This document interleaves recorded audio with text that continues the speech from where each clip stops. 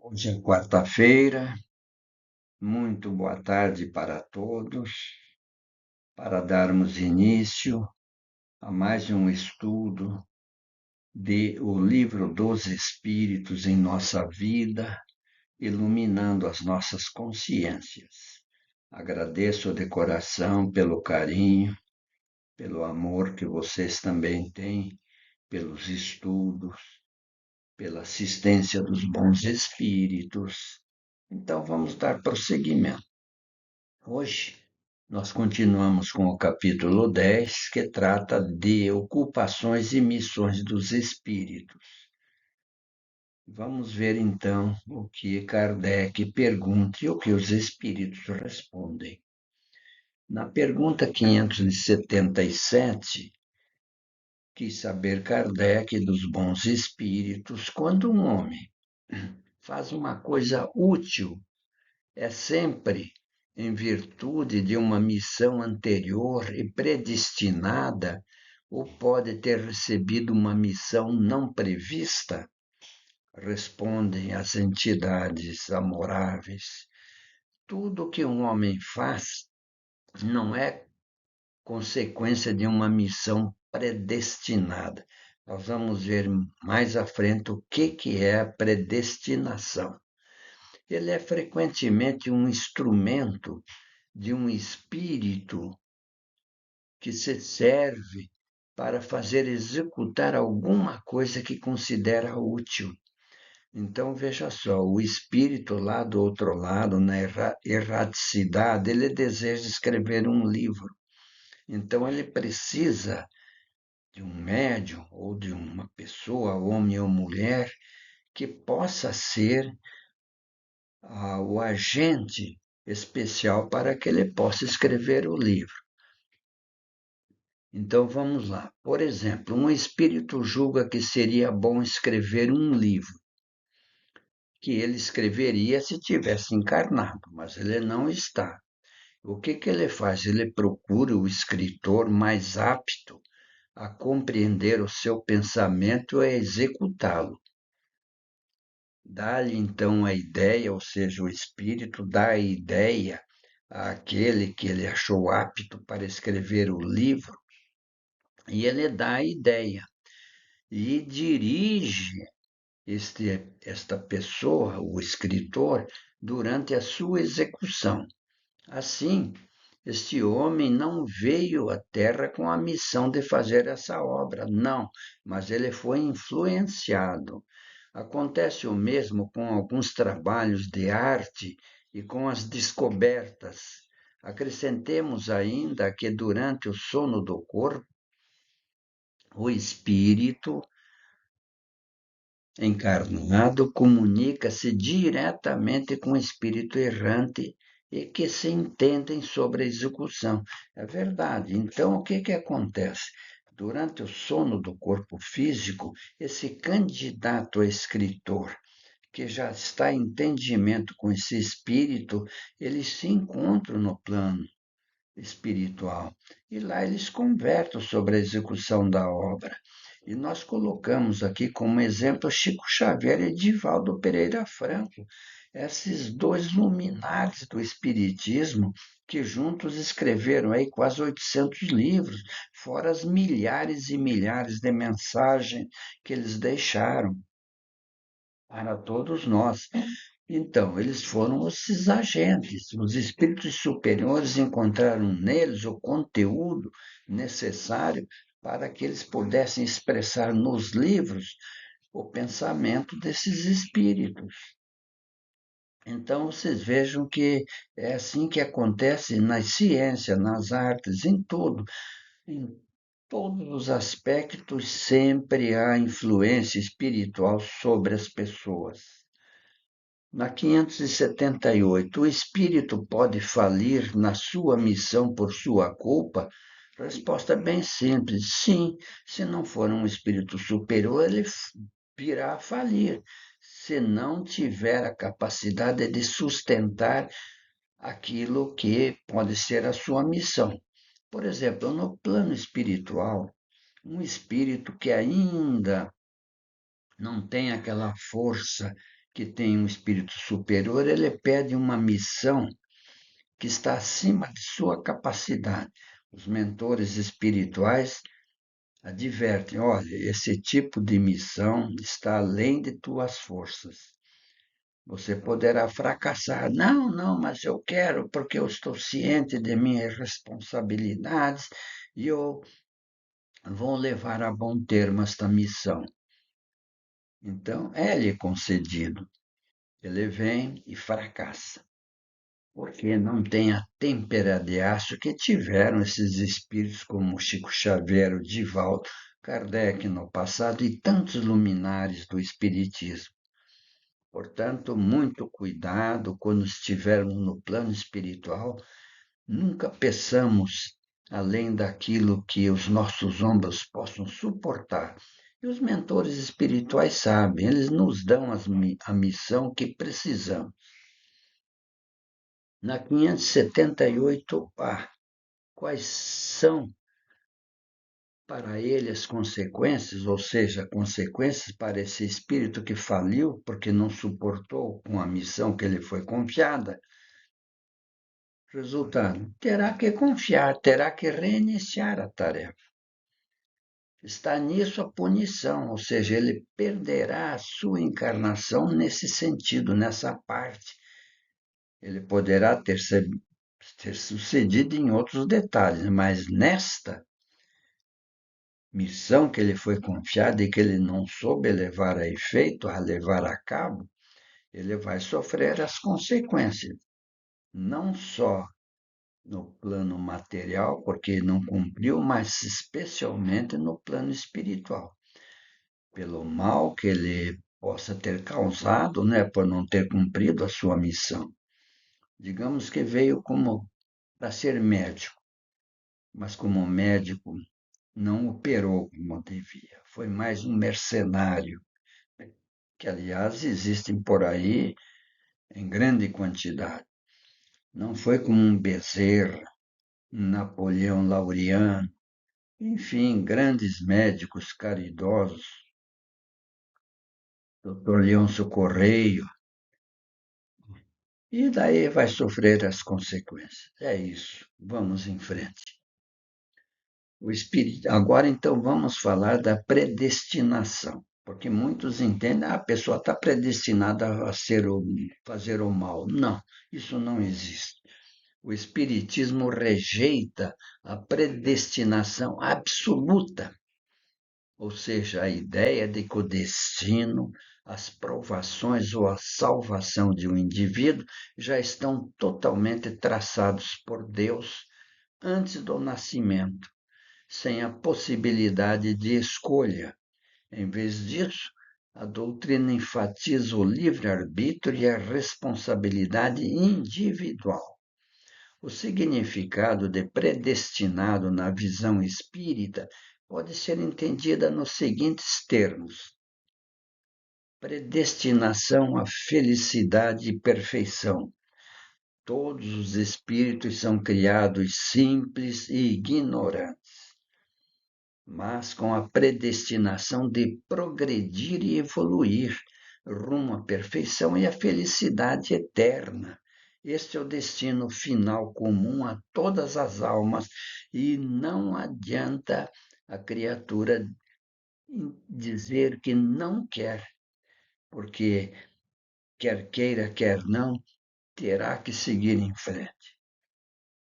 Vai sofrer se tentar emperrar o seu progresso.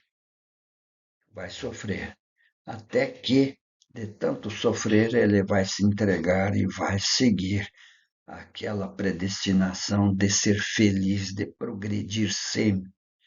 Mas nós temos um caso especial.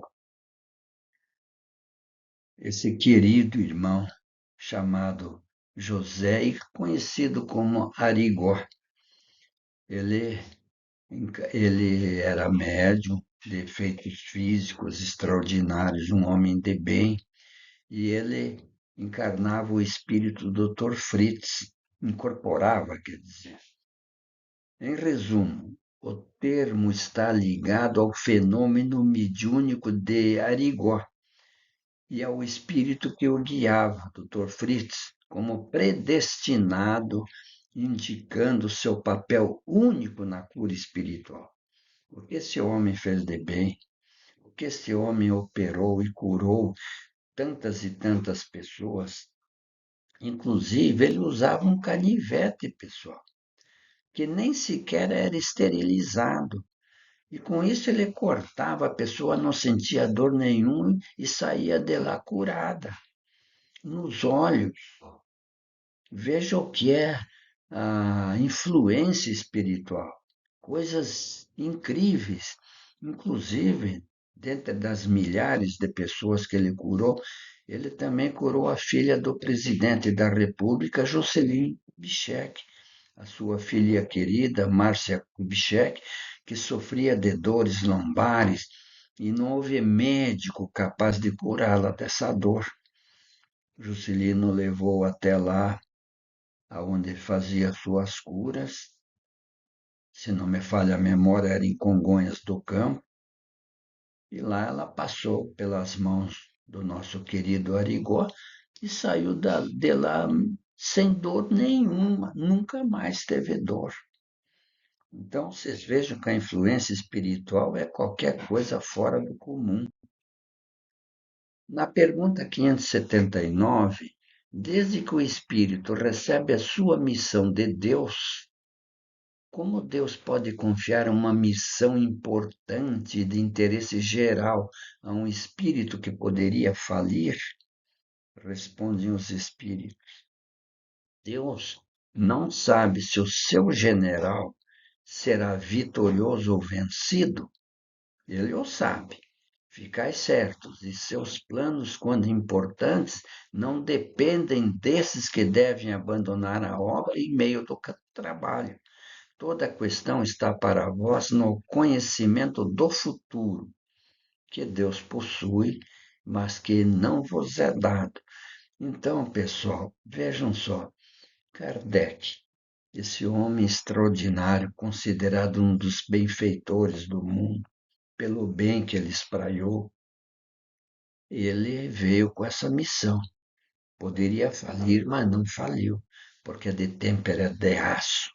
São aqueles espíritos enobrecidos pelo trabalho de longas e longas encarnações, onde vão aprendendo no trabalho, no estudo, na compreensão dos fatos da vida.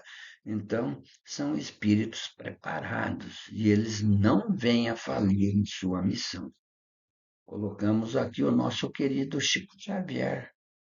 Com 5 anos já começou sua missão de sofrimento, que ele soube suportar com muito carinho, suportou as suas agruras e aflições até o fim de sua vida e jamais abandonou a tarefa.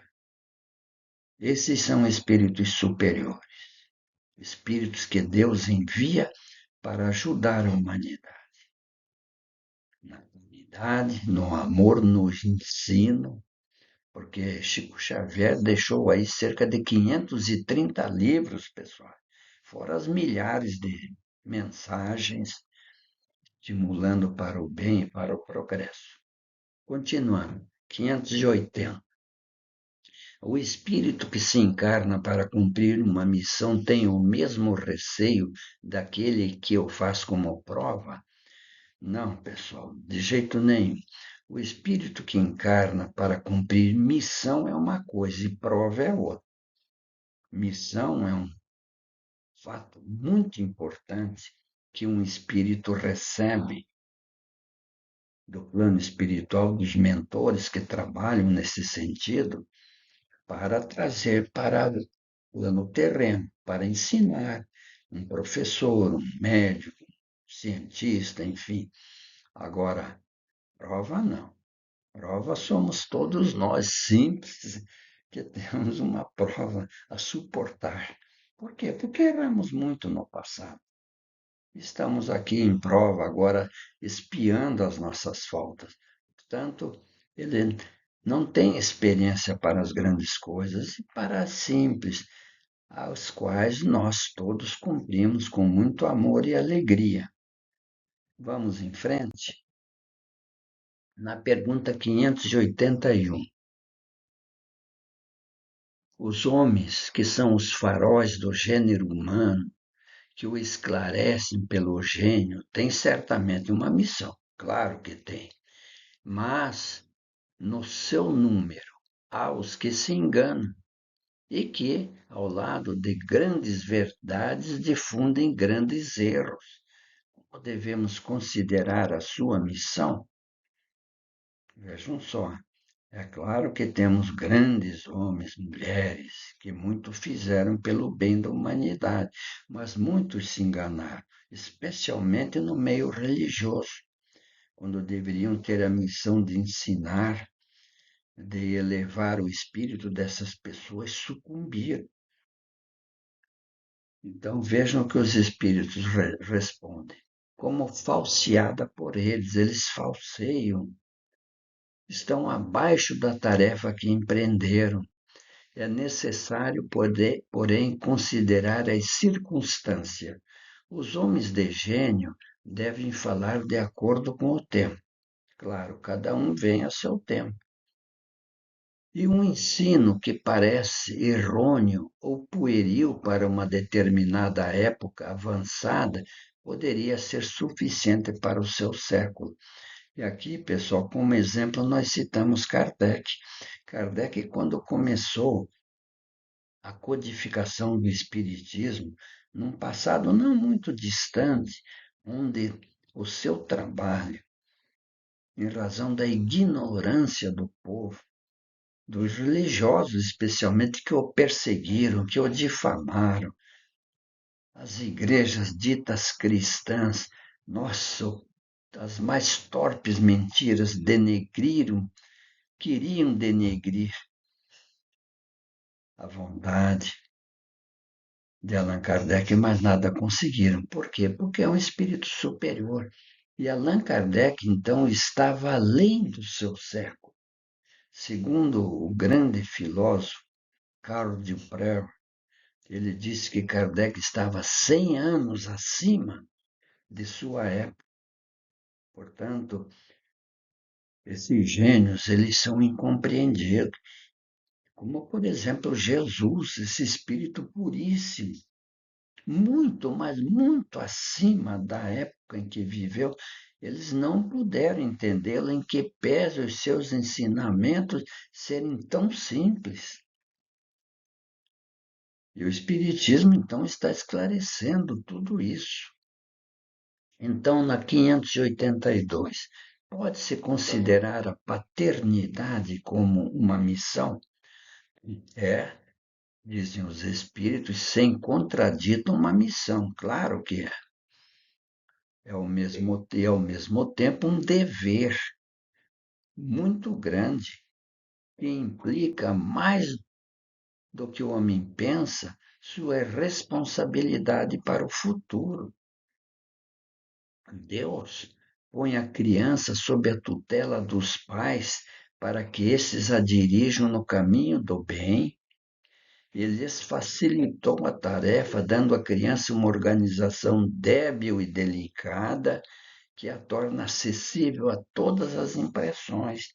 É por isso que os pais têm a grave responsabilidade de, quando a criança ainda está em tenra idade, inculcar nela a paz, o amor, a bondade, enfim, todas as boas impressões. Mas há os que mais se ocupam de endireitar as árvores do pomar e fazê-las carregar de bons frutos, do que de endireitar o caráter dos filhos. Se estes sucumbir por sua culpa, terão de sofrer a pena e os sofrimentos da criança na vida futura recairão sobre eles, porque não fizeram o que lhes competia para o seu adiantamento nas vias do bem.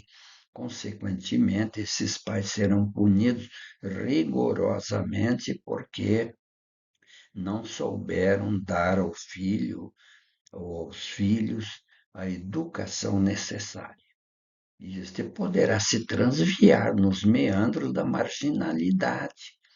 E os pais, quando passarem para o outro lado, eles vão sofrer as consequências desse ato infeliz de acordo com as circunstâncias que tiveram na vida material. Vejam a importância disso. Então, os pais que tomem cuidado nesse sentido, de dar a educação moral e cívica para os seus filhos.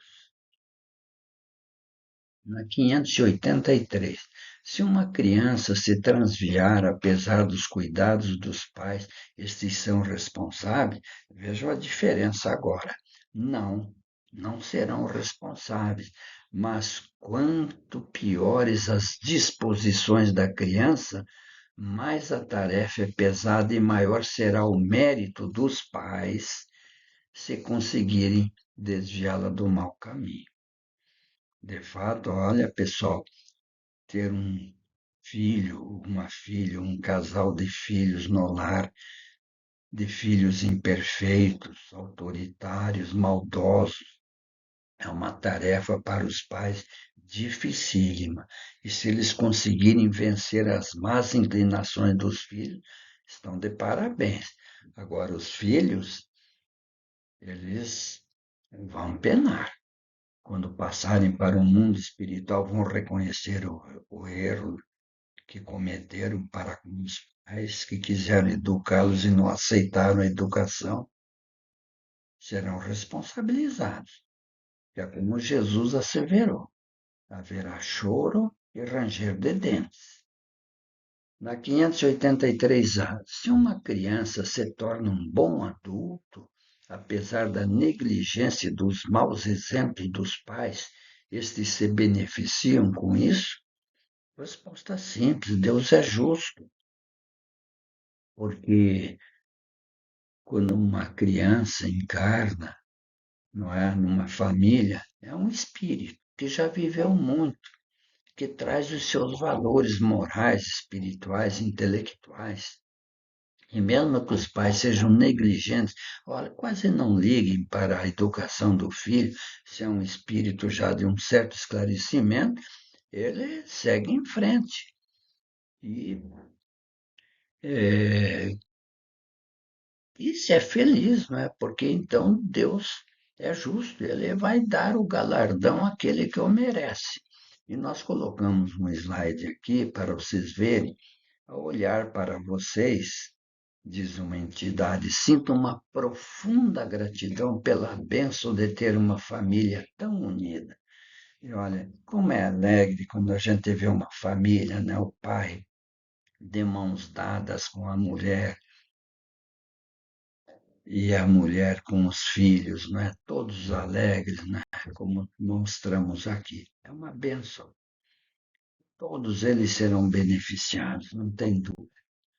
E, como sempre, a nossa mensagem final.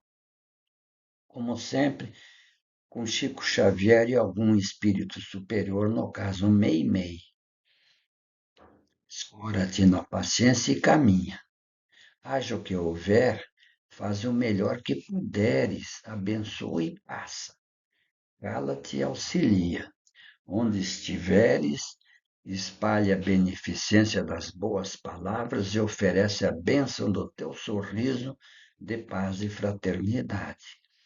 Todos os acontecimentos de ordem negativa são subprodutos das trevas do espírito. Então, vamos prestar atenção nessa mensagem e, finalmente, que a paz de Jesus esteja conosco e nos encontraremos na próxima quarta-feira.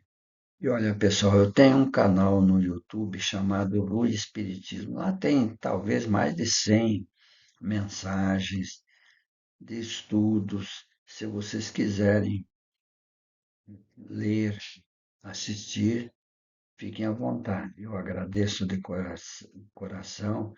Tudo que eu faço aqui no YouTube, eu repasso para o Facebook, Instagram o X, antigo Twitter, e o grupo que nós temos no WhatsApp, chamado Os Mensageiros. Até quarta-feira, se Deus quiser, e uma boa tarde para todos.